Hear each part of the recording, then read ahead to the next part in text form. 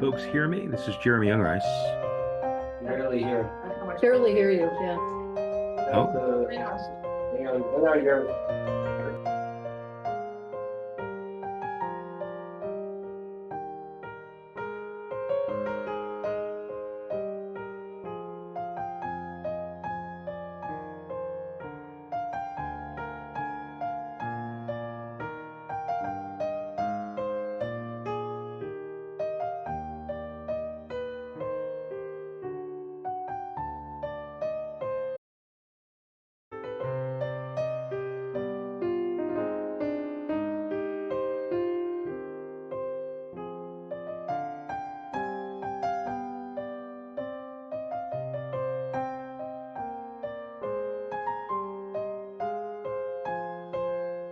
Okay.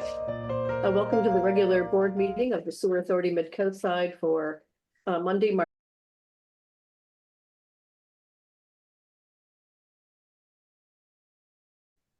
Could I have a roll call, please?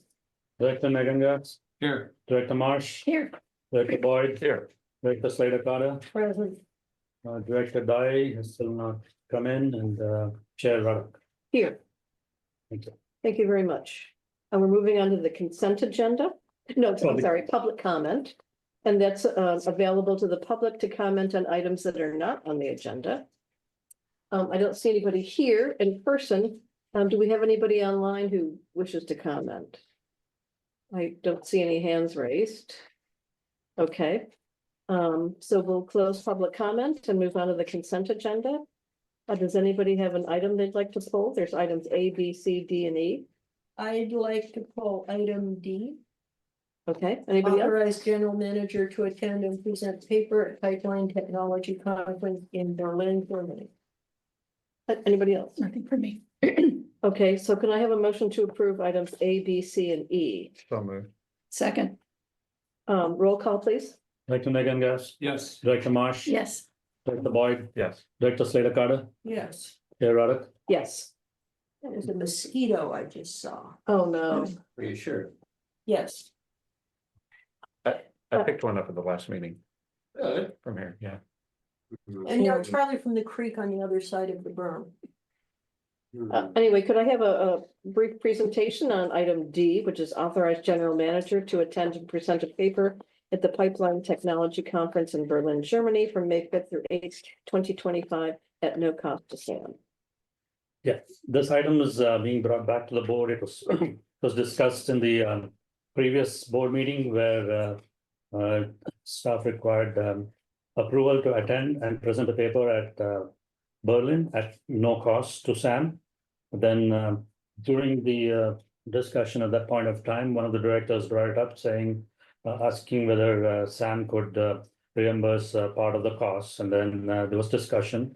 There was not enough time for discussion. So at that point of time, it was discussed that we'll bring it back to the next meeting and then take a decision. So that's why it's got back to the board for any discussions. But nevertheless, the board has given the approval for the general manager to attend the conference.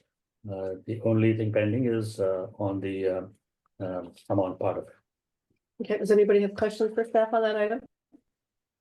I I had one question, Kishan, and I think I posed it the last time, but not for discussion then.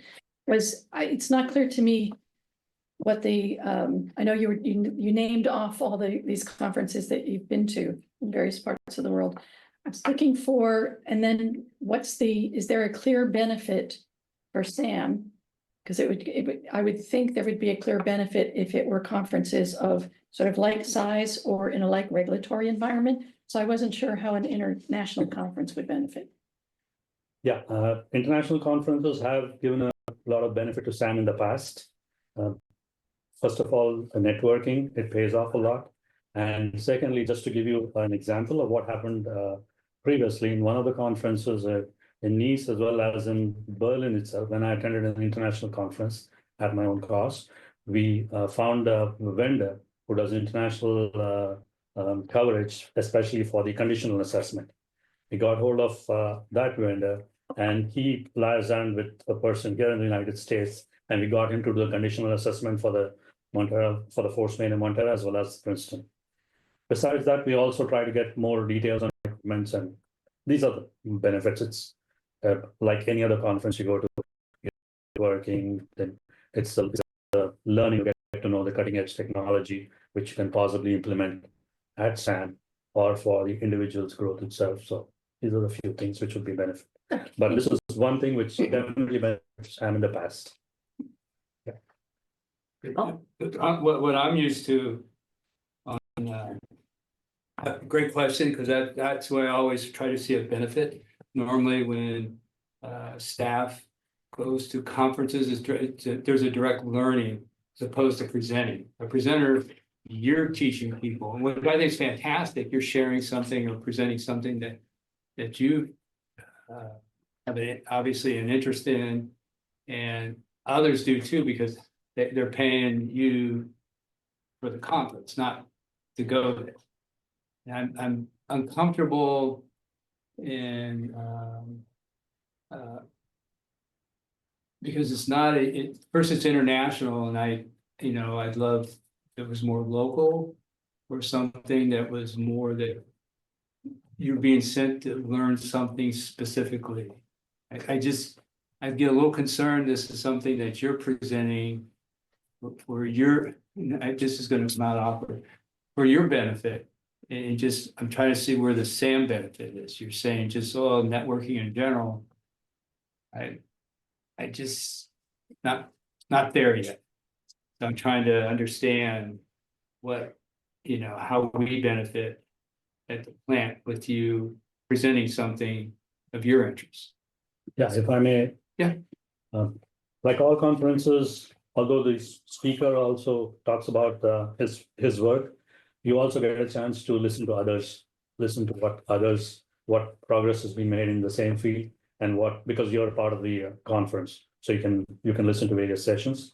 Plus, typically these conferences also have exhibitions where the vendors present all their items, the products, whatever it is, so you get a chance to interact with them and get to know more about it. Scott? In the item, the manager's contract is attached on item H. In that contract, the section on professional development, which is the normal piece of a contract with a professional, especially a general manager. And what it says here is that we agree to budget and pay for professional licenses, dues, conferences, and subscriptions. Here, we haven't made the ask, so that part of the budgeting and paying isn't part of the ask. But in my experience, that the presenter at a conference gets kind of an extra benefit over what just a regular attendee would. Because one, there's a lot of exposure. It brings people with similar interests up either during the session or after the session, often leading to much more interesting conversations. I've done a good bit of that myself. I'm strongly supportive of this kind of exposure, and whether the length of the plane trip doesn't really change. I'm very keenly aware of there's some really interesting differences in the nature of this kind of work in Europe. I've spent some time and I've looked at a bunch of their infrastructure. I think there's a real benefit from the exchange of ideas. So I'm supporting this.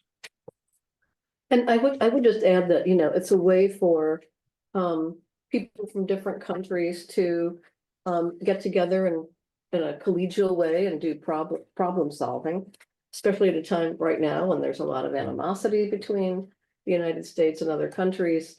I think it's good for this sort of bridge building, as I would look at it. So, Well. but I think the question's good though. What is the benefit? And I think, before I brought this up at the last meeting, I think it's good for the reputation of SAM.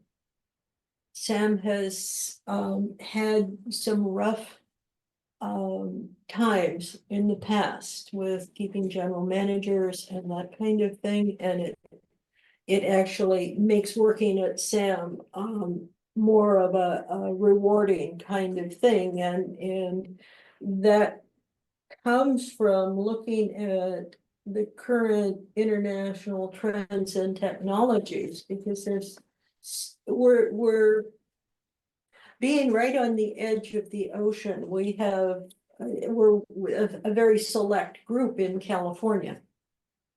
And I have seen, I like having other ideas to kick around with engineers, because otherwise they tend to just bring you what worked in the past in Sacramento or whatever. Well, our pipes didn't rot from the inside out, they rotted from the outside in.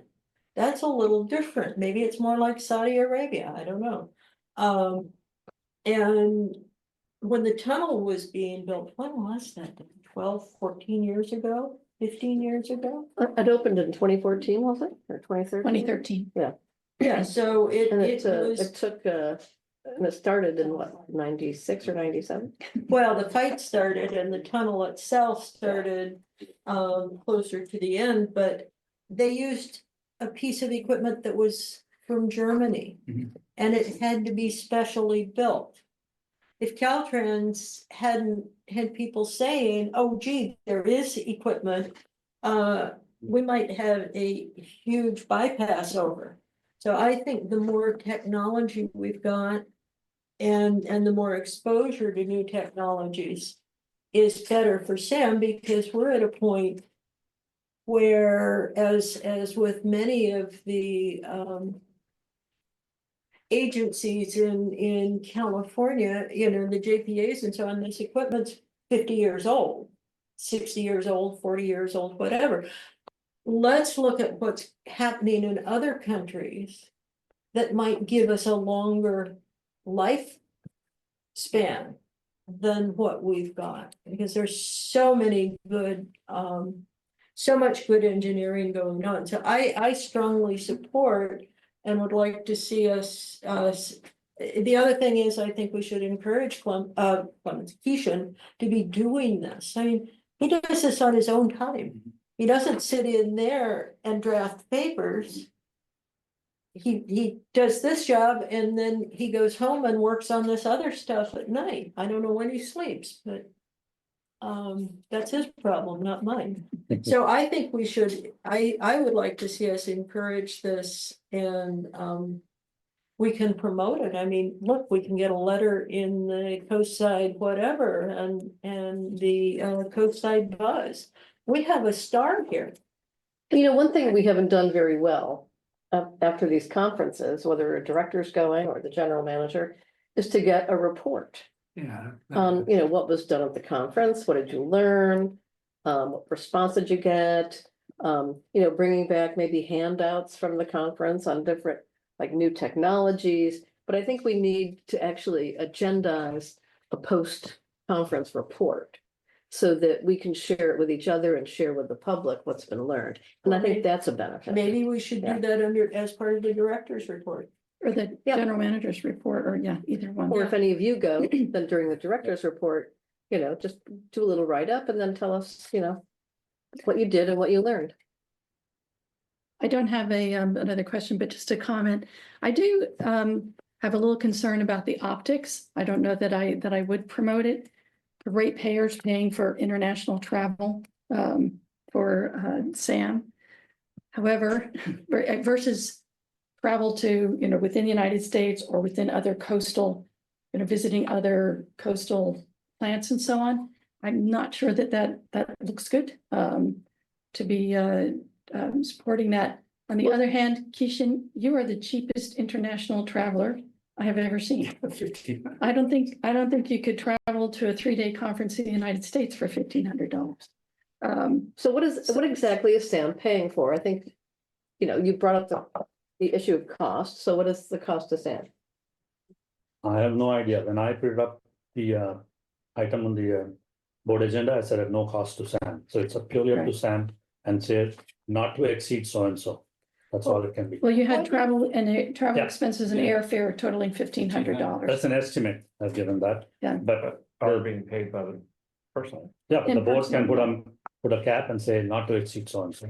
What if- That's kind of where I was gonna Yeah. go, just because of the optics. Exactly. that's not a lot of money to go internationally if you've gone it. Well, and what if we took a regional airfare, like to Washington DC or New York, and made that a not to exceed to supplement the airfare, but not to cover international travel. It's to encourage, it's because this conference happens to be out of country, doesn't make it any less valuable. I'd So, say Nancy- I'm a little more comfortable with just having more of a policy that says for travel to conferences that are related with a report afterward. Having a not to exceed number, I don't think that's a terrible number at 1,500 So you're willing to accept the 1,500 number? as a not to exceed Mhm. for this one or, other ones that come up. Yeah, let's do that. We should put it on our next agenda as a policy item. Well, right now, we're just authorizing his. We're bid. just authorizing. We can do it, yeah. that tonight. Yeah, If you want to do policy, we can maybe take the it in the operations ops committee. yeah. Yep. So, any other questions or Yes, comments? with the report, we're gonna get a report too. I think that's, Yeah, That's I think important. key. that's Yeah, great. And Yeah. pictures, bring pictures of all the neat tools. lots of The selfies. tools, not the sightseeing. Right. Well, the good news, engineers don't necessarily get very political. Mhm. They stay amongst their world. Well, that's So, kind Well, of, but good, there's- actually. Yes. It's good to have. There's some that, great battles between engineers. yeah, So as I understand it, this amount would be within the manager's discretionary spending. Mhm. Our understanding is, subject to not to exceed 1,500, that the board is okay with the manager covering that cost of travel up to, but not to exceed 15. Yeah, so somebody start thinking of formulating a motion while I ask if there's anybody in the public who would like to comment. Is there anybody in the public who would like to comment on item 3D, authorize general manager to attend and present a paper at the Pipeline Technology Conference?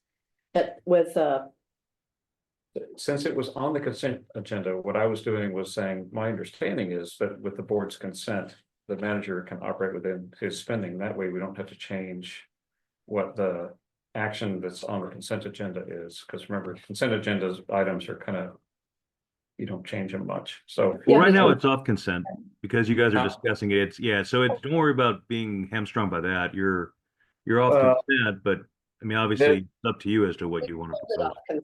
I agree, we pulled it off consent, but it was noticed to the public as a consent item. And so to materially alter a consent item, I think, rather than bring it back at the next meeting, agendized for a possible spending thing, what I'm getting around to is, it's an artful approach, I hope, to say, this amount is well within the manager's discretionary spending limit. And what he's achieved here is consensus that the board is fine with him exercising that discretionary spending limit, or that discretion in something that would apply to him personally. Well, thank you. That might be a little loosey-goosey for these two directors to my right. That's what, but that's what I want to be I really think clear. That's if what we I'm trying to minute do. it, can we minute it without having made a motion? That he, But we're gonna have to make a motion of some kind, because we pulled it off the agenda, Okay. the consent Yeah. agenda. There's another issue as well, and that is that I don't under mind the the motion. contract, it requires board approval. So conference centers requires, so because the contract says that you have to have some kind of approval. Right. Oh, yeah. So what I I'll thought do you is were trying to I'll avoid a move that, motion. do we approve the motion? And the board had a discussion for the minutes. The board had a discussion and gave direction to the manager to go ahead and reimburse travel up to 1,500. I don't As know. I long as think that that's captures in it. the record, I Yeah. think that would make everybody comfortable if it were in the record, Oh, yeah. as opposed to just assumed. no, I think having that motion and having it minuted, then it's transparent. I don't see any hands raised online, Did we have a second? so could you restate the motion, please, and then could we have a second? To approve the wanna item take as volunteer? agendized. It was To authorize the general manager to attend and present a paper at the Pipeline Technology Conference in Berlin, Germany from May 5th through 8th, 2025. And I'll note that we had a discussion, and with the board's agreement, the travel costs could be covered up to 1,500 with the GM's discretionary spending limit. I'll second that. Okay, roll call please. Director Yeah, McGinnis, I'm with you. Yes. I appreciate it. Director Marsh, Yes, Director Boyd, Yes. Director Slater Carter, Yes. Chair Rada. Yes, Thank you. motion carries unanimously.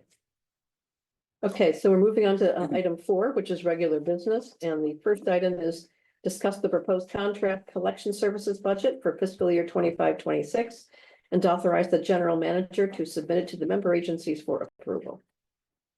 Yep, I have a small presentation on the collection services budget, but before I get there, we brought it here to the board much earlier than what it was done last year. And my thanks would go to several people. First among them is our finance team.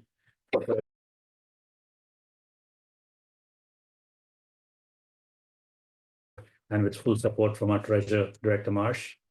And of course, the member agency managers whom we discussed with them, they provide a lot of and Clements, and all thanks to them. And I must say that we really brought the budget much early. Let me just share.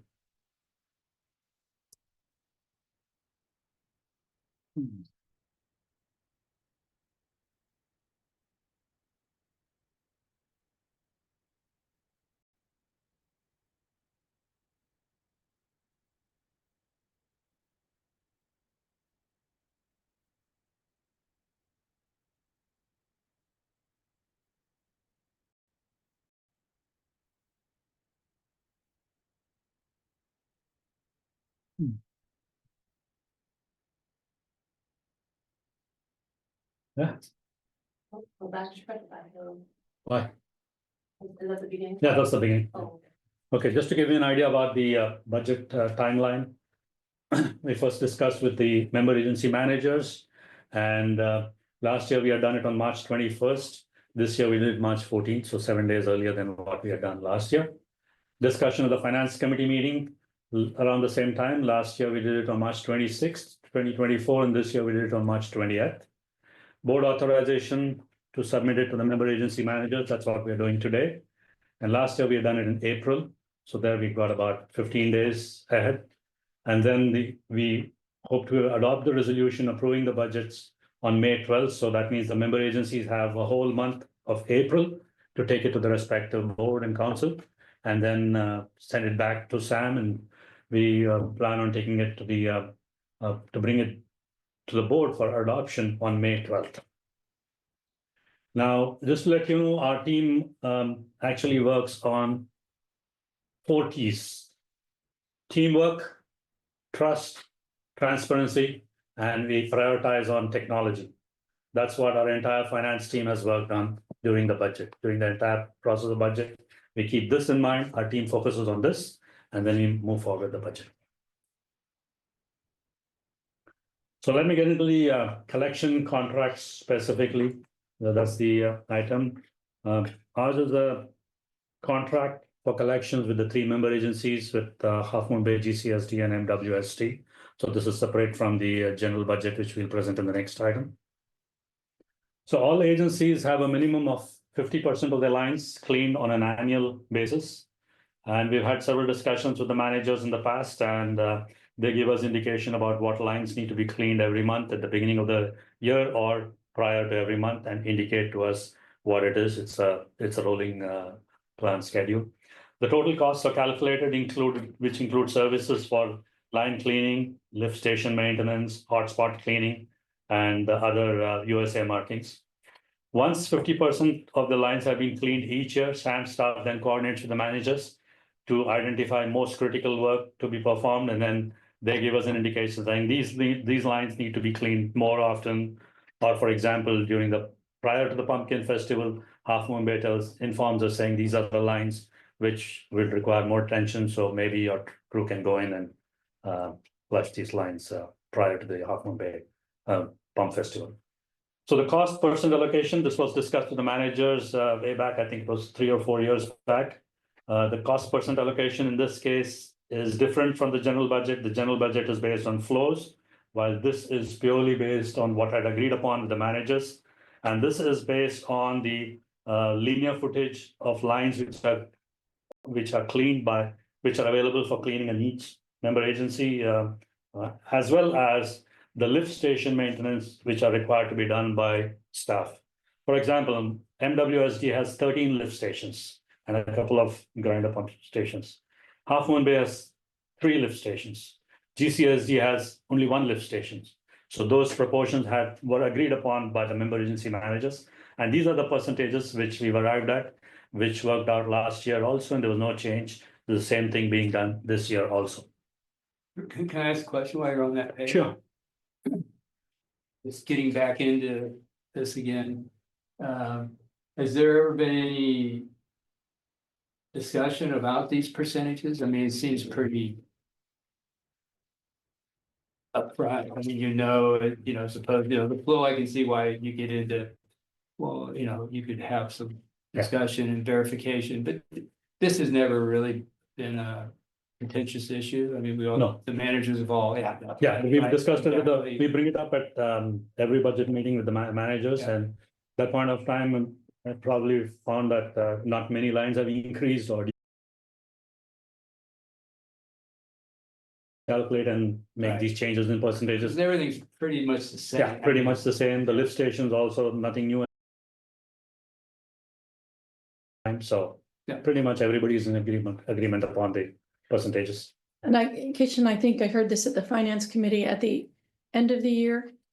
Sometimes because of the way we basically prepay a budget. If money is left over, there's a discussion of refunding that to the districts or rolling it to the next I year. have that in my next slide. Okay, If I may, so this is basically, we talked to the managers, they contract for a certain amount of service. And this percentage breakdown is basically what it looks like when each asks for the amount. And then I would imagine there's some bit of back and forth on how much staff time you can actually allocate, and then you got to divvy that up between the 3. So probably more of that. And is that about right? Yeah, the percentage is actually the percentage of the cost percentage. Mhm. So if you have, say, 15,000 linear feet or something, then that is fixed. Yeah. And the number of lift stations is fixed. So we had given indication as to how much staff time would be required for maintenance of these lift stations. That was at the beginning, a couple of years back. And based on that's what we arrived at this. Yeah, so this is basically after everybody asks for what they want. Yeah. This is what the time and cost allocation breaks down to.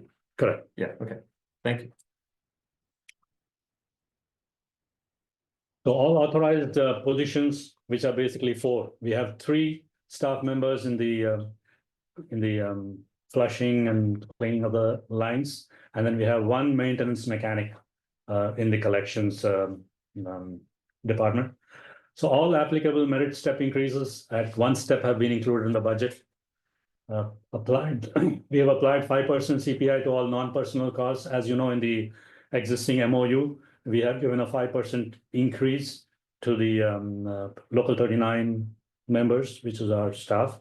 So that will be effective from July. So we've considered that 5% CPI. And then as Director Marsh brought it up, based on our previous audit financials, collections had a surplus, more revenue than the expenses of about 76,305. This amount was used to reduce the overall collections budget. So if you see in your packet, you will see a deduct of 76,305. So once we have the total budget, we've deducted that amount, and that amount less is what is required to be paid as assessment by the member agencies. So the personnel costs includes all 4 collection maintenance related staff. We've seen an increase in payroll costs by about 30,745. That is based on the MOU. We have increase in retirement contribution, again, based on the MOU, where SAM is required to set aside certain amount of retirement money for the staff. We have increase in health benefits that is based upon the latest MOU, where SAM board had authorized 100% health insurance cost to be picked up by SAM, 0% for the employee. So that is an increase in the health benefits. We have a minor increase of about $203 in retiree, then decrease in miscellaneous benefits by 9,104. So an overall 9% increase. So the way that budget costs are worked out is we typically take all costs which have incurred up to December, that is 6 months, and then we see what it's likely to be in the next 6 months. There might be some which might be recurring, there might be some which is one time only. So we take all that into account, put that into a spreadsheet, and then present it. So the miscellaneous expenses are increased based on the actual expenses which are expected. Same with utilities, which is a decrease. Increased supplies. So the overall increase in collection contract service budget is about 8%. So this is the core staff that I was mentioning about. We have maintenance worker, we have 3 full-time employees, maintenance mechanic, 1 full-time employee. So to give you an idea about the budget, this is 62% is in the wages. That's the maximum share. Then you have the benefits, which are about 29%. And any actual costs for repairs are just passed through, right? That's the pass Yes. through. Yeah, any repair or any equipment replacement, anything to be done at the lift stations or anywhere will be paid by SAM, and then it'll be again sent as a pass-through invoice to the member agencies. That means SAM gets reimbursed for that amount. So we don't budget for that amount. So we have the wages and benefits increase about 9%, all other expenses by about 5%. So in the collections budget, there's an overall increase by about 8%. So the share based on what the managers had agreed upon a couple of years back, you have MWST about 261,000, Half Moon Bay is about 233,000, GCSD is about 192,000. There's the same thing in the form of a table. There's an increase by about 9% in Half Moon Bay and GCSD, Montara by about 10%, so overall increase by about 9%. Just to give you an idea about the details of collection services, we had call outs, about 26 call outs in Half Moon Bay, GCSD we had 12, and Montara we had about 64. This is starting from July, so it's basically 8 months. The call outs, is that It could be during regular work hours or it could be during off work hours, where if there's any item at any problem at the lift station, or there's an overflow somewhere where staff needs to go and look at it, like it typically happens during, say, rains. And then you have the smart covers giving alarm signals, and a crew has to go there and check it out to prevent overflows. and their agency call outs, the public, can they call here and call you out, or is this from the agency? So the Yeah. public can too. The public can call here.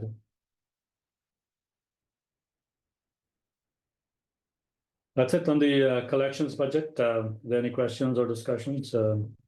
Staff is here. Nancy? I think it looks fine. The thing I noticed is it's 9% more than last year, but our 24-25 as adopted was significantly lower, about 20% lower than the prior year.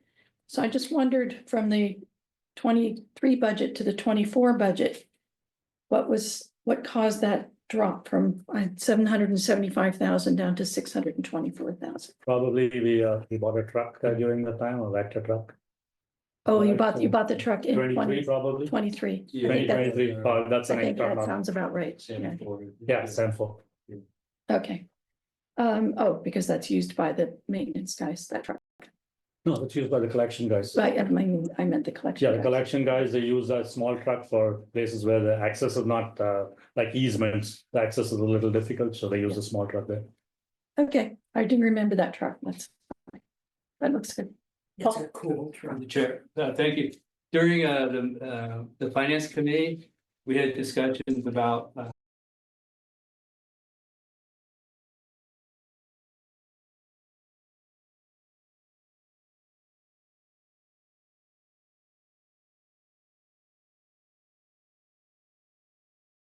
in my head, this favorable, unfavorable that you see in the column.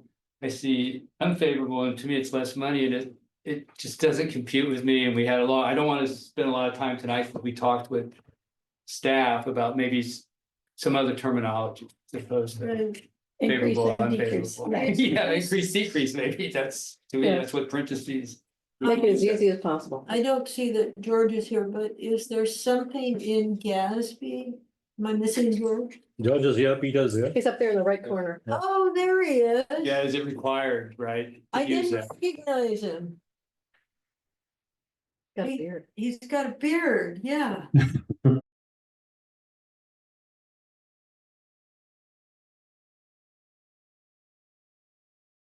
These are, it's maybe.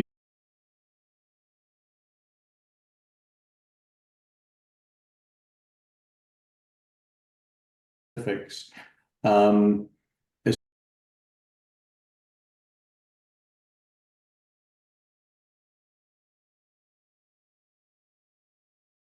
Arithmetic. It's not like we're making a judgment.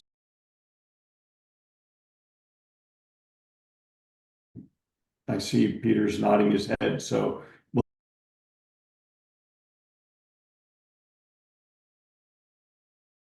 There's increase in decrease.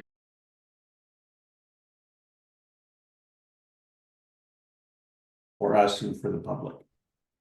Thank you.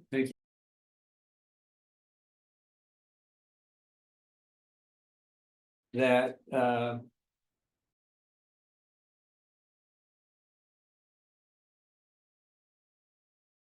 I'll just, lack of a better, small one, big one. Right. The big one may need replacement at some point in time, sooner than later, maybe several years out still, but you never know, right? It could happen, but you're still thinking, I thought I heard 4-year horizon, maybe? Yeah, I was going to bring it up. I Oh, would like the directors to talk to them managers and decide what needs to be done.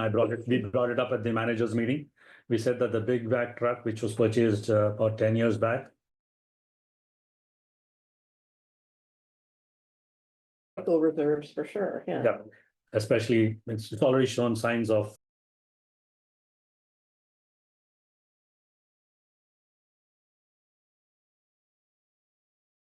like 4 to 5 years from and now. I don't wanna speak for Barbara, but Barbara had a concern. I think she was waiting what may happen with the lawsuit. Yeah. So something maybe we wouldn't implement right now, that's, this for this budget, but maybe subsequent or somehow, but I think that's smart. Planning to have something you're starting to put it Perfect. to the Yeah. side, especially at costs like that. Yeah, Yeah. nevertheless, I'd like the directors to have a word with their managers and see what they want to do moving forward. Okay. Yeah, I think we are right in the midst of a rate study right now, and so it's good actually to spread it out over several years just to Correct. smooth the Yep. the change in fees. And I see that our city manager is in the meeting, so. Well, I do believe that Barbara brought up the fact that, the money is supposed to be refunded in the JPA, according to the JPA, at the end of every fiscal year. So until and that was her concern on the lawsuit, because there's. But that will probably stall over with all the legal things that will be going on with that, probably into 2026. Oh, that's the challenge with creating reserves specifically in the collections. Yes, Yeah. with any part of the budget. And, Yeah. what I see. I'm going to recommend to our board is we sort of start a side fund for Sam. So that when this comes. That's up, where it could be our reserved. folks don't have rates. So you keep it with your own agency. Yes, As opposed to starting something through Sam, because that gets into Exactly. something else we haven't addressed yet or will address or can't really or something. do. Yeah, Yeah. so something maybe we keep in house. We have to, And that way. we're gonna have to there's- do maybe a rate. That way, nobody's looking at Sam Soon, I going, you think, didn't do it right, you could have gotten a higher interest rate or whatever future board members are gonna say. Yeah. You know, maybe each agency can choose which. interest-bearing accounts to keep it in. Mhm. Scott? I would be perfectly happy having a named reserve set aside that we could build up. Having a savings account is a good, smart thing when we know an expense of that size is coming. I don't really have a problem with each individual agency doing it, although I think it's more work and I would rather resolve the issue. We know we're saving for this thing. We're not gonna be able to operate the agency without one of these things. If this thing breaks, we're gonna be spending the money, and I'd rather avoid the jolt of adrenaline when it happens and say, yep, we prepared for that. So either way it goes, I want to see reserves starting to build up for this. I think it's a good idea. That's a good way to minimize our risk against emergencies. We know what our percentages are gonna be about, so we know how much to reserve. Are there any comments from folks that are online about this item, the collections budget? I see no hands raised. So are you ready to make a motion to authorize the GM to submit to member agencies the collections budget? So move. Second. Okay, all in favor, say aye. Aye. Any opposed? No. Motion carries.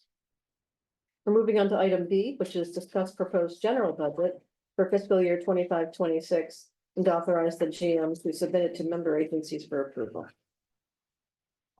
A short presentation again for the general budget.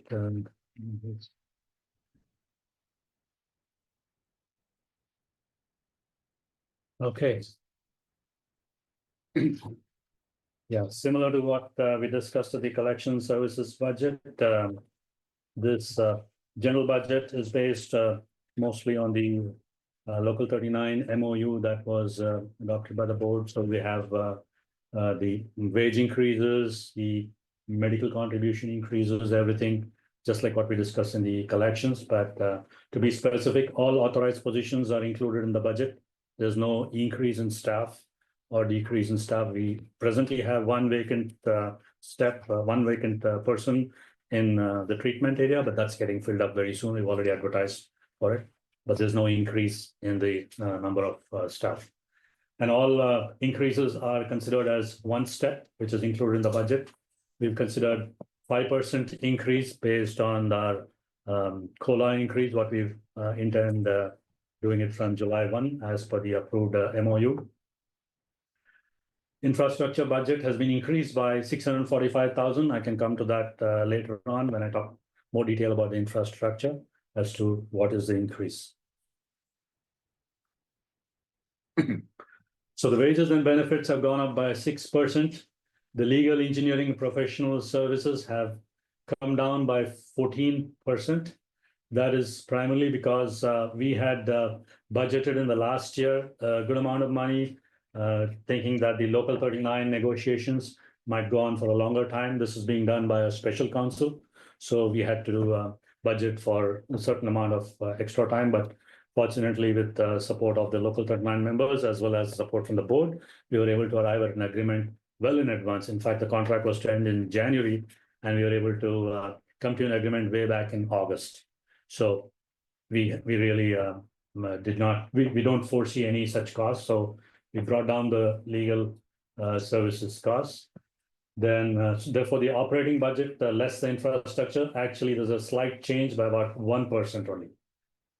Now, coming to infrastructure, there is an increase of about 18%. Now, last year we budgeted $3 million for the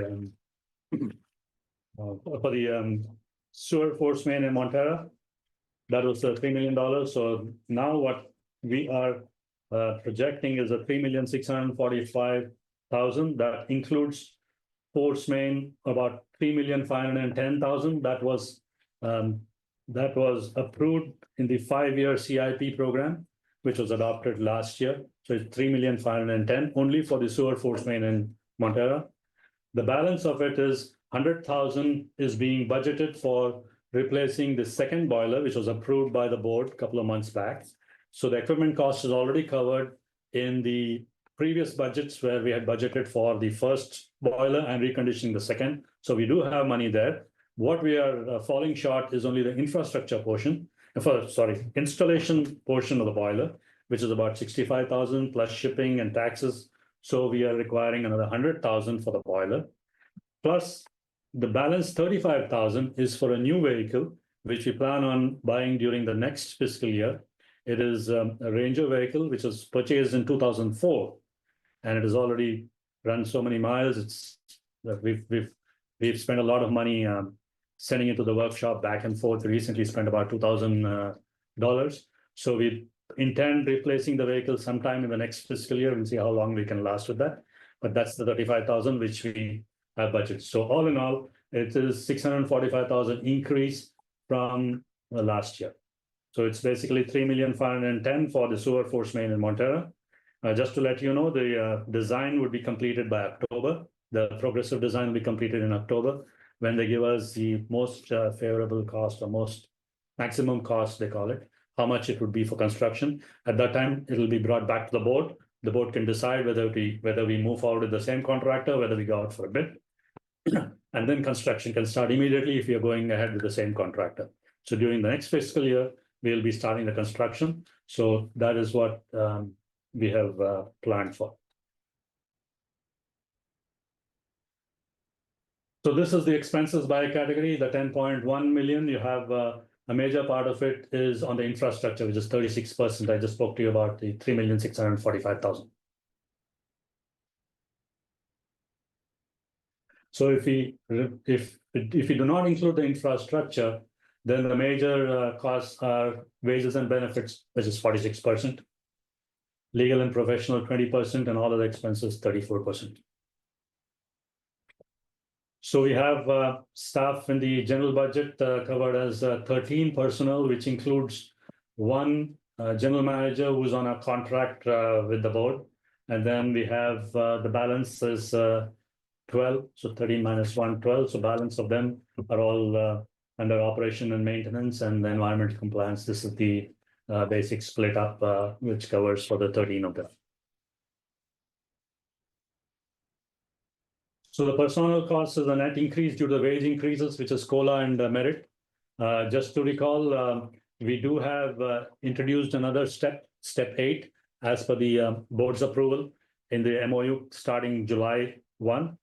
Earlier, there were only step 7s. The staff had maxed out at step 7, but from July 1 of this year, next fiscal year, we've added step 8. So almost an entire staff, almost I would say, would be moving from step 7 to step 8 during the anniversary time, but then it's not automatic, as we've informed in the past. It's purely based on performance, but our staff are doing a tremendous good job, as you all know. So we have to budget, keeping in mind that all of them will get that step increase. So that's the personnel cost. Engineering services based on year-to-date actuals, there's a slight increase. We've done the expenses occurred until December of last year, and then use the same thing until the June end of this year. Professional services, we expect a slight decrease on that because a lot of it has got tied down to CIP projects. The CIP projects have been completed and they're also separated from the CIP. So professional services were on the increase last year because we had a lot of work required for the winter storm damage, where we had the engineering company to liaison with FEMA and try to justify a lot of things. And just to let you guys know, about 1.6 million is what we had put forth to FEMA as invoices for reimbursement, and FEMA does 75% of it. So plus a part of it from Cal OES, we are hopeful of getting about 1.3 million. We've already got 1.1 million. So it's still coming. It's in various stages of approval. So we've got 1.1 million already in the bank. Yes. Okay, good. And then the electrical room, that's a separate. That's a hazard mitigation grant program. And that is yet to even get reimbursed because we've just started the project. We've gone out for RFPs for an electrical contractor. We still have a lot of time on that. So we haven't got any reimbursement or put forth anything to FEMA. We should be doing that in the next month or so. But that grant is 3 million? That total grant is about 3 million, but the first phase of about 500,000 has been approved. That is for the design phase. So after we put forth that, then it goes to the next phase. So that the 500,000 has been obligated now. Yes. we don't know about the remaining and this Yeah, but the way that, climate, we don't know how, if it will be funded, we don't know. yeah, no, I mean, the letter of intent says that it will be funded, but it will be Yeah. subject to so many things about the present political scenario. Yeah. Plus, it depends on how well we do on the FEMA requirements on the first phase. Okay. I mean, I don't want to sound negative, but just in case somebody does not follow proper FEMA rules and regulations, they could always be deobligated for whatever reason. Yeah. Is there a contingency plan if it's gonna cost a lot more than 3 million? It just doesn't Yes. sound like a lot. Yeah, it is. It doesn't, yeah, it would definitely be, it will be brought up in the next few years budgeting. Because I think we have about 2 or 3 years, right? 3 years to complete the project. We still have a long way to go before we actually start incurring those costs. I think the concern is it could be 3 million or is it gonna be 15 million? Yeah, that's why we have the design RFP. So we'll know We'll know that once After this the, first phase. after yeah, this first. phase. after the first phase, which will probably be November or December of this year. Okay. We get a better idea. Then the insurance premiums are based on the current year actuals and the estimated escalation factor, which is about 26,000. Utilities based on increased PG&E costs from what we've seen last year. Equipment rental, generators as well as tanks, we don't foresee that much of increase. We had set aside a lot of money in the previous budget. And then non-operating expenses where this decrease in reduced utilization of supplies and equipment rentals. So the major vendors who comprise the legal and professional services, you have Calcon, who does the electrical maintenance for us. At the last meeting, board meeting, we increased their annual contracting value not to exceed 400,000 from 350,000. Then we have Ratan Tucker, who is our general counsel, Boucher Law, who's our special counsel, RV Accounting and Advisory, is our financial consultant who helps us with budgeting, audit, and our monthly reports. Precision ID Consulting, we sub out all our IT services to a third party, which is RVE, which is Precision ID Consulting. Corflow Electrical, we have equipment maintenance or electrical, if there's any winding to be done on motors and all that, we reach out to them. Peninsula Pump and Equipment, who does our equipment maintenance for any pump maintenance which are required on the on all our pump stations, we reach out to them. Integral Consulting, I know there was a certain amount of job left out on the model studies which we had done last year. So we hope to get back to them and see what more work can be done. Alpha Analytical Labs, which is our day-to-day lab testing, which is required as per the NPDES requirement. So CalPERS rates, classic members, there's a slight increase from 13.31 to 13.38. So we have classic members as well as Petra members.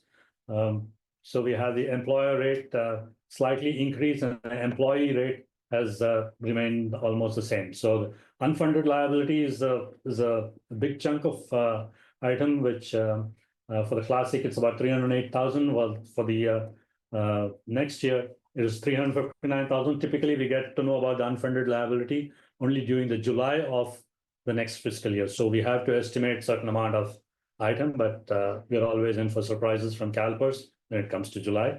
And we do follow the discounted rate, wherein if you pay a certain amount, if you pay a total amount for the year, then you get a discount about 25 or 30,000, whatever. So we normally bring that back to the board and get an approval. That's why the calendarization is off this year for the. Yeah, it's always July to June, and we always hear of it only in July. So the assessments are purely based on flow. The flow pattern was brought to the board in the previous 2 meetings. Half Moon Bay is about 60.24, MWSD is 20.92, and GCSD is about 18.84%. So the change is about, compared to last year's, Half Moon Bay is about 6%, GCSD is 6%, and Montara is about 11%. So there's an overall increase by about 7%. So this is the flow allocation, which was brought to the board, where it shows agency, and there's a slight increase from last year, all the agencies.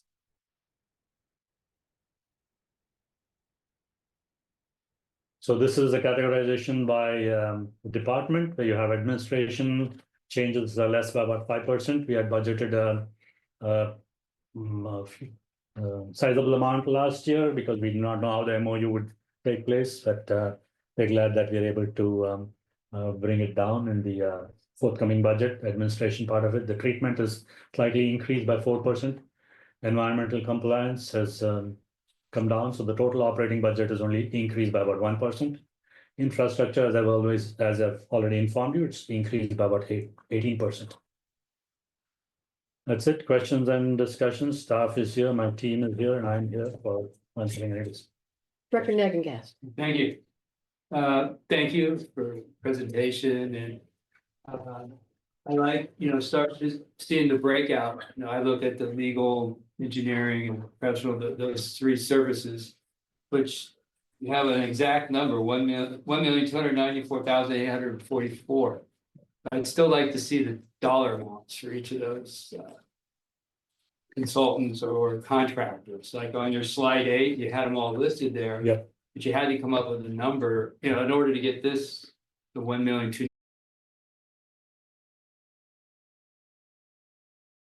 We can give you the major thing because some of them might be very small. So if you add up all that, it would not come to the number, but we'll give you the major. Or give us, no, all. Yeah. Can Okay. you give me all of it? Sure. Cause I'm a numbers guy. I like to see Okay. how we came up with that. Thank you. Director Marsh. Just, I'm assuming the increases in health benefits and retirement is the new contract.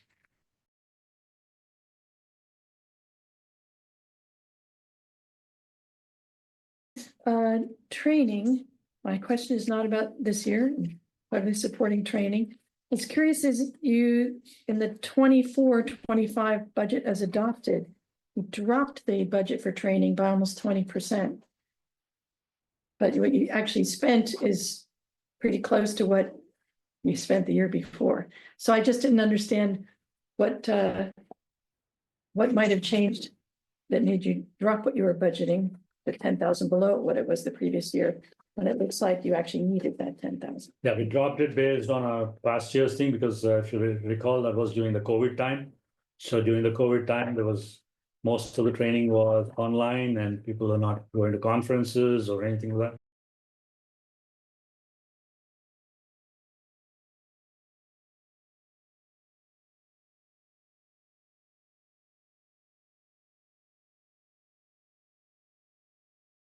The 80,000 in claims and penalties, glad to see we haven't had any year to date. But I know that there's one you're waiting to see, I think, from the force main, whether we get a penalty for the Montera force main overflow. Yeah, that was 2023, I guess. But the way the Regional Water Quality Control Board does, they bring it up at a later stage. But I hope I'm correct, but they said that during that time, winter storm, there were a lot of agencies which had SSOs. Yeah. So most likely we would not be penalized, but at the same time, we want to keep aside some more. My only question about it is, it was in the 24 budget as adopted. So it was money that's been paid by the agencies. So do we really need to budget it again in next year's budget because it hasn't been spent? Yeah, a part of it has been spent, I would say, or will be spent because we did have a deductible at the Valimar force main when it broke. We have the residents there who are claiming right. certain portions there. So it's not the regional, it'll be a claim, it will not be a penalty part of it. So Okay. that discussions are still going on with Carl Warren and CSRMA and all that. So it's not yet finalized. So it's So some of it will. some of spend. it will. Yeah, I think that was all of my questions. I really don't have any questions. I want to thank staff.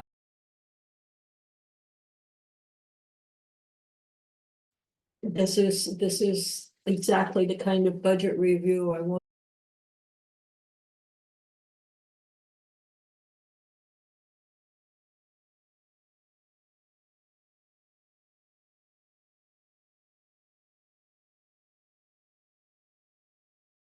maybe they didn't go that far, but they said yes.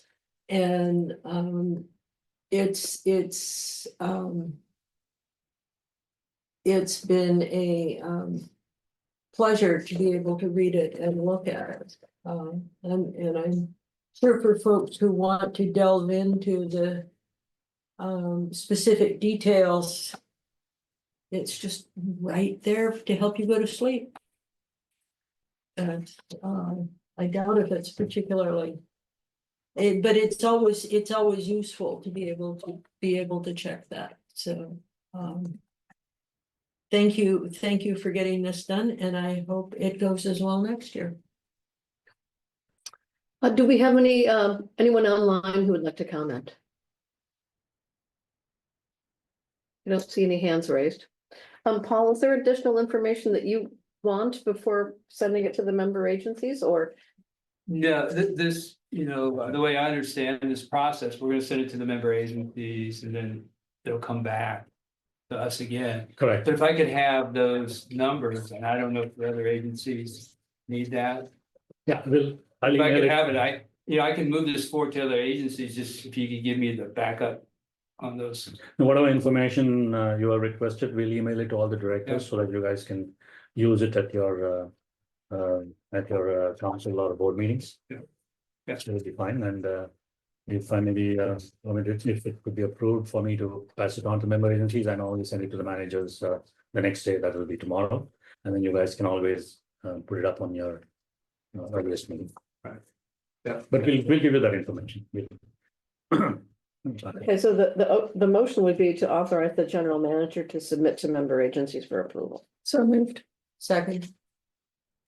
All in favor, say aye. Aye. Aye. Any opposed? Motion carries. Thank you. Okay, item 5, the general manager's report. The detailed report is there in your packet. If any questions, staff is here to answer. Any questions? Seeing none, attorney's report. Yes, good evening, directors. I've got a update to share with you on a bill that I don't know. If it passes, it's certainly going to be a game changer. It's SB, I put AB, so I'm going to change that right now before I share screen. SB 601 by Senator Allen. I'm going to share screen. Yep, you've got control. You can share. Yep. I've given you control. Thank you. Okay, does everybody see my screen, my slideshow there? No, There it is. there it is. Yay. Okay, here we go. All right. Okay.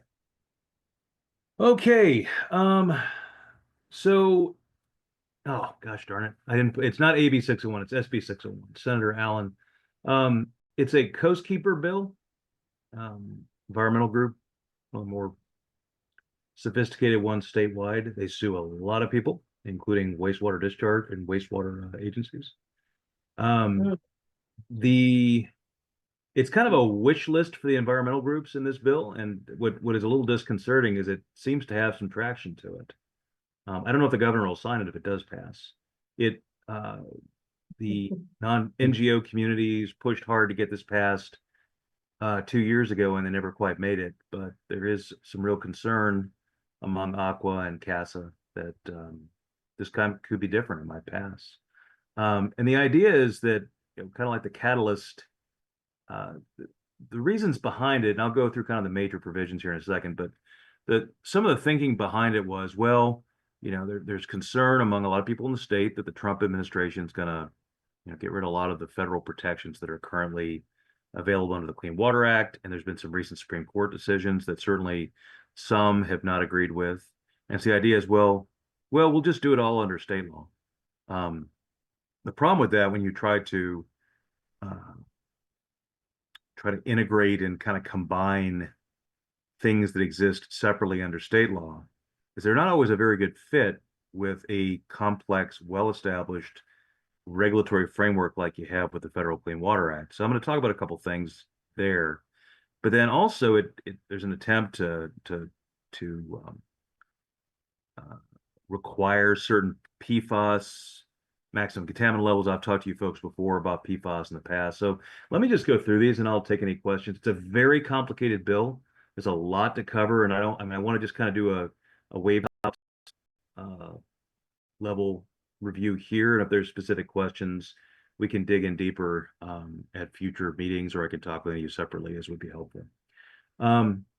So the first major area is an effort to expand the scope of the requirement to obtain, if you're doing construction, that you'd either, or if you're operating certain kinds of businesses, that you would have to obtain a permit under either the industrial general permit, which is statewide, or the construction general permit. There are exceptions where some people right now are not required to obtain coverage under these permits if they're engaged in the types of businesses that don't require coverage. It's usually by SIC code, particularly for the industrial general permit. This provision seeks to narrow, if not eliminate, those kinds of exemptions, which small businesses oftentimes really rely on. Probably less of an issue with this one for Sam, because wastewater plants tend to be covered, are considered an industrial source that have to obtain coverage anyway. But, oops, I didn't mean to go back yet. But that's just something that's going to be controversial statewide and could affect a lot of, probably more on the private side than at the public agency level. But so here's getting into this. So section 3 is what I was talking about with PFAS. For some of you who are new on the board, maybe you're not as familiar with PFAS. I don't know.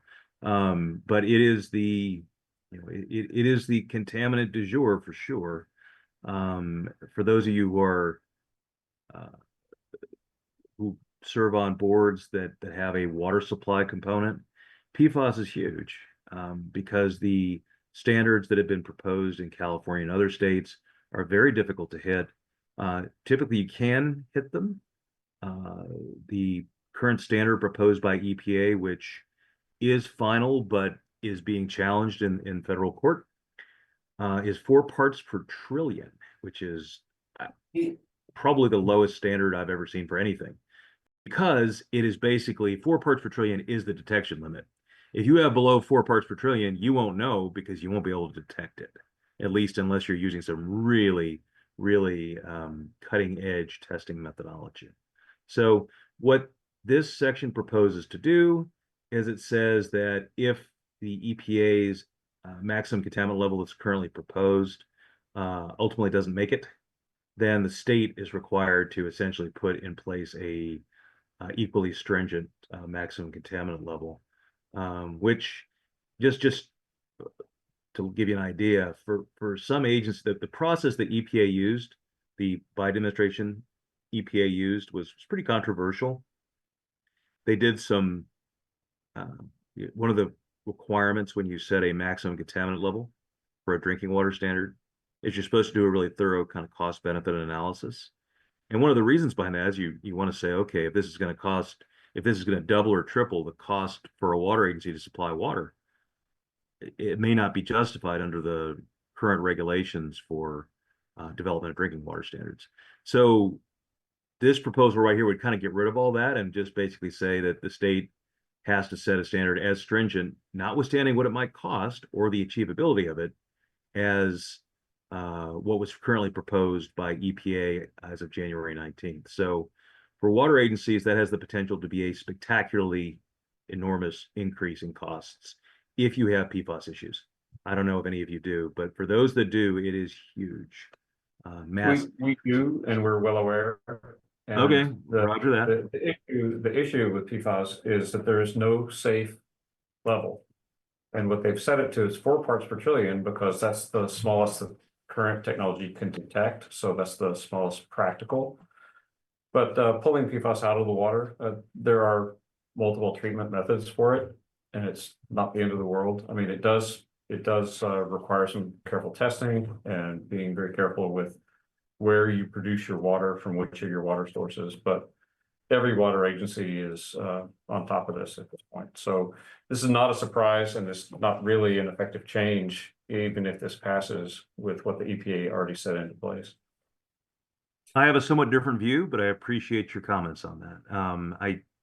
I think there's a lot of problems with it, but there are certainly those who disagree with me, like you. Well, the health science is pretty clear.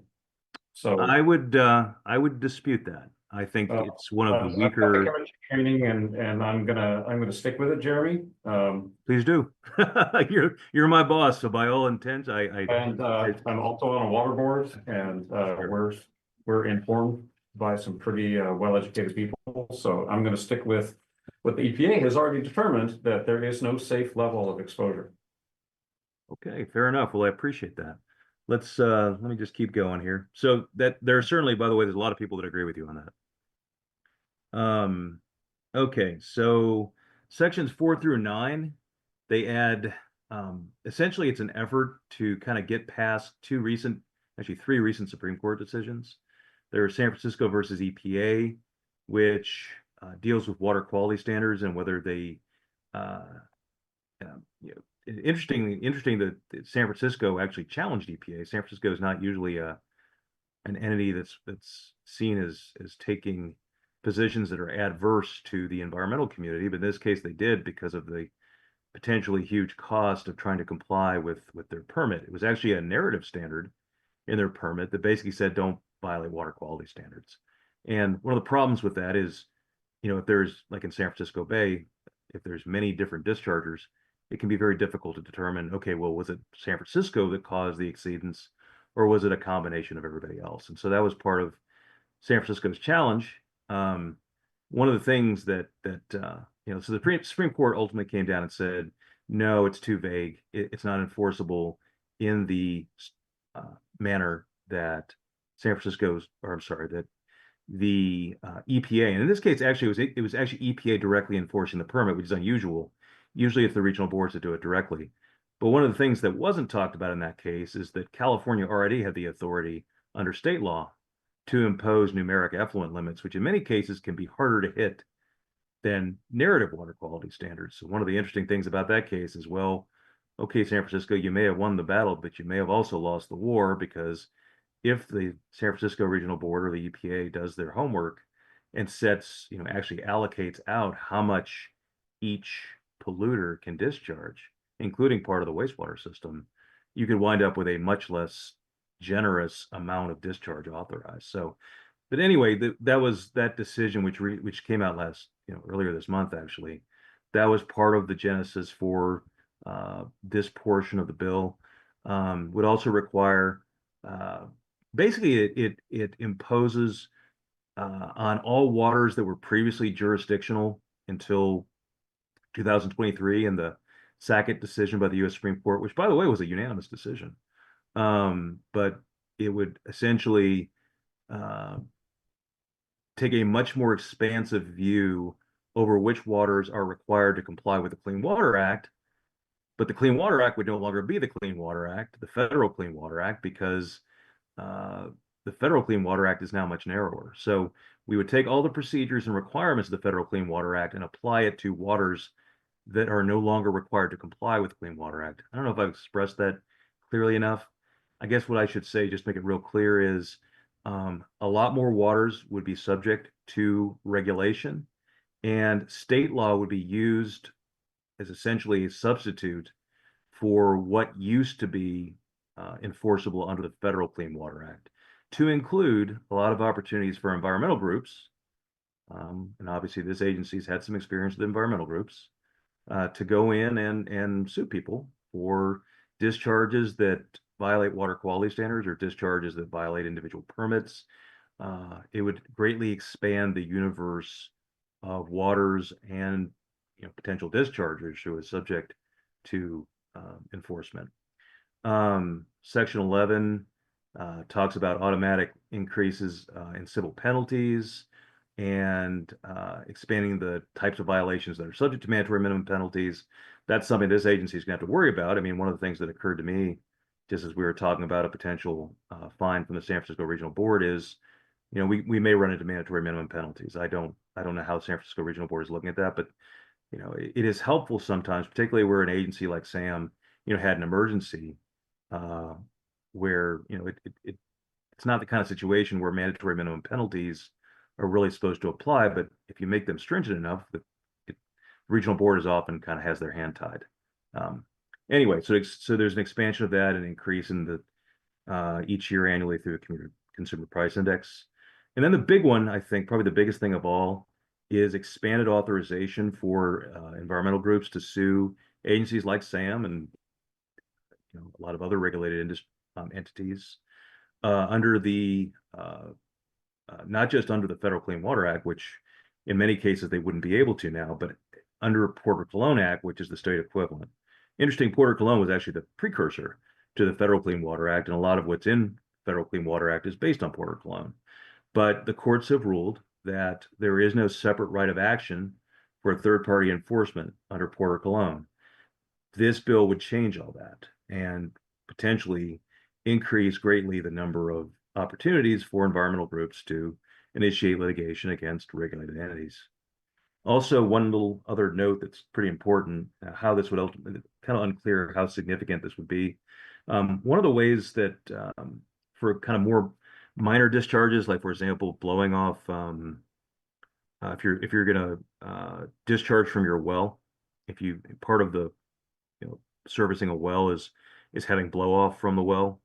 Typically, you can get a waiver of a waste discharge requirement because there are pollutants out of your well, even though it's coming from groundwater.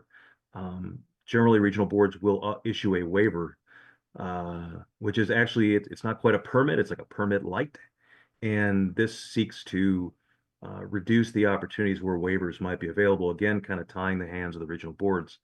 Interesting, I'd be curious whether the regional boards are supportive of that. They might, I don't know if they are or not. Anyway, those are the highlights, if you will, and it's a controversial bill. Aqua and CASA are opposed, or at least I think they're going to wind up that way. It's a relatively new bill, so as to ultimately where that winds up, it's I mean there is some uncertainty as where we ultimately. Yep, I got to stop sharing here, don't I? Okay, sorry about that. Okay.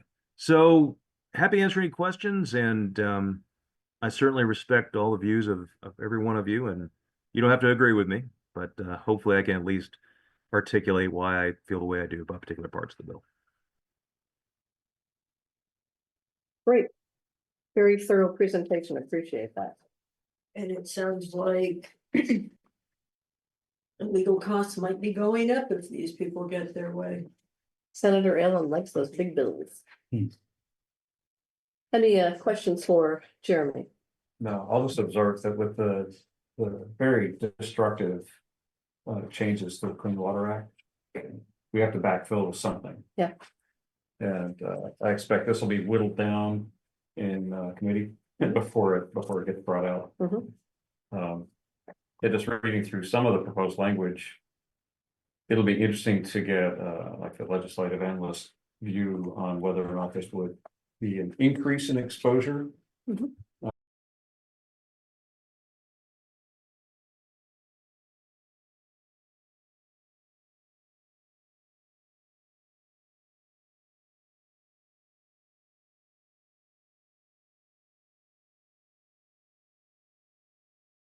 And just in reading a few paragraphs, it's like, I'm interested in what the net change is. And I'm certainly not celebrating the tearing down of the Clean Water Act, which I know some agencies are because it frees them a bit. But we've always taken our health responsibility seriously. And so this obviously deserves attention, and be really interested in what the professional organizations have to say to weigh in on this. Thank you for bringing it to our attention, Jeremy. I'm Oh, you guessing- bet. And if you ever want to chat about it,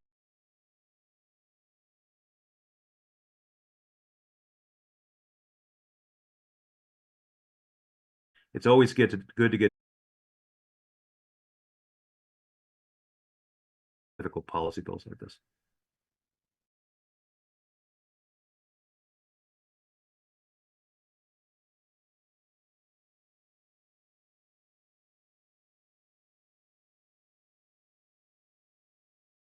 Policy Institute of California, since it's such a large ask.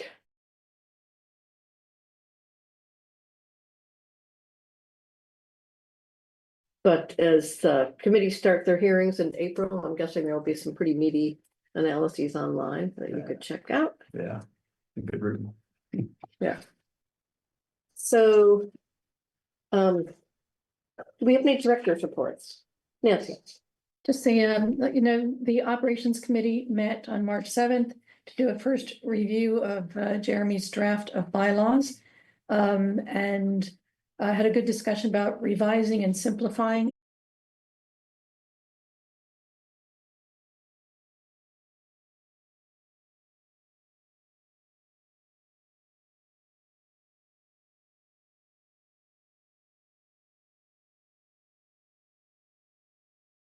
Well, we like a change to those. I think I forget what it was in January, but what we agreed is that we will meet every 2 months on the third Wednesday of the month at 11 a.m. And so just need to make a motion to that effect so that we can get that on the record. Okay, that's not on the agenda. That might have to be back at the next. We just meeting. we can just bring it back the next one, but I 100% agree that we need to do that. Yeah. Okay, We have to put it on the agenda and then it'll be really easy. Yeah. okay. Okay, anybody else? Yeah, I went to, talking about earlier, the, going to meetings, I went to the California CMSFO or something like that. California Municipal Finance Officers, thank you. I found it fascinating. I had mentioned this before, but I wanted to bring it up again as something. When Keishan mentioned that the finance team is working under 4 keys, and one of the things that I was impressed with and continue to be thinking about is doing a budget analysis with the current format we've got. Looking to see how our budget is meeting our goals and objectives and our priorities and values. A lot of times you set these wonderful things and then the budget sort of drifts off, and all of a sudden you're not doing what you had intended. And I think that it's important to think about, all right, so as a group, I think we can all agree that keeping costs down and keeping equipment working is sort of our major function. Now let's look at how we do that. Do we have a good maintenance program, for instance, which keeps costs down? Are we replacing things as needed in a timely value so we don't end up with emergency repairs that always cost us extra?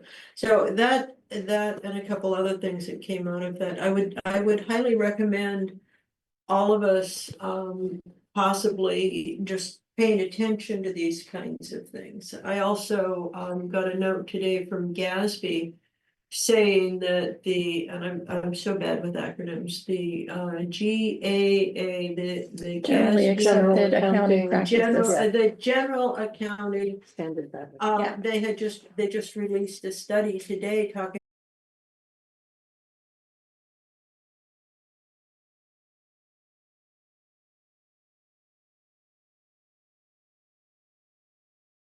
our accounting for ourselves. We're keeping our accounting for future generations to know how things have operated here. And so I'm glad we are doing that. There was some discussion of some years back about changing some of the language and organization, and I think it just makes it too hard for the public to be able to follow. So anyway, it was all good stuff. And as you said, Paul, it's kind of like an engineering conference. Everybody is just so excited about what they're doing. And